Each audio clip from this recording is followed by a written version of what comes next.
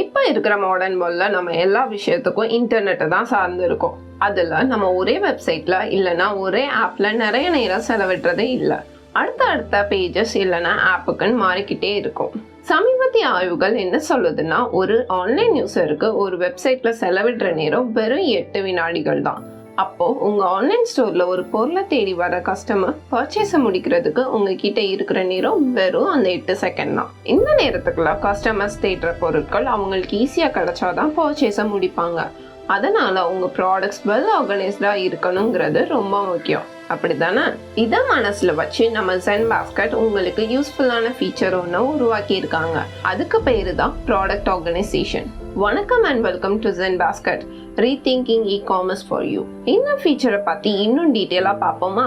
உங்க கடையில உள்ள ப்ராடக்ட்ஸை கேட்டகரிஸ் ஆகவும் சப் கேட்டகரிஸ் ஆகவும் வகைப்படுத்துவது தான் ப்ராடக்ட் ஆர்கனைசேஷன். ஒரே மாதிரியான பண்புகளும் நோக்கமும் உள்ள ப்ராடக்ட்ஸை இணைக்க உதவுறது தான் கேட்டகரிஸ். அதே போல ஒரு கேட்டகரியோட பல பிரிவுகளை குறிக்கிறது சப் கேட்டகரிஸ். சரி, இதோட பயன் என்னன்னு நினைக்கிறீங்க? இது உங்க ஸ்டோரோட ரேங்கிங்கையும் வருவாயையும் கூட்ட உதவுது.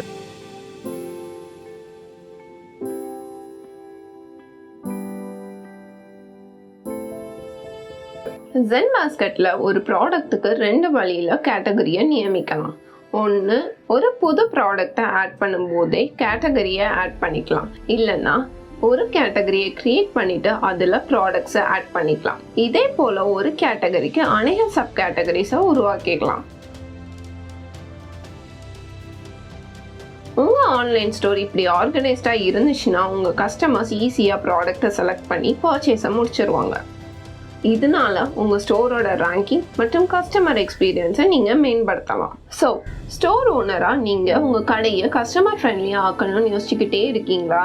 யோசிக்காதீங்க, கால் பண்ணுங்க 8300514392 இல்லைனா 8300514492. இன்னும் மேலும் பல அப்டேட்ஸுக்கு இணைந்திருங்கள் ZenBasket உடன். நன்றி.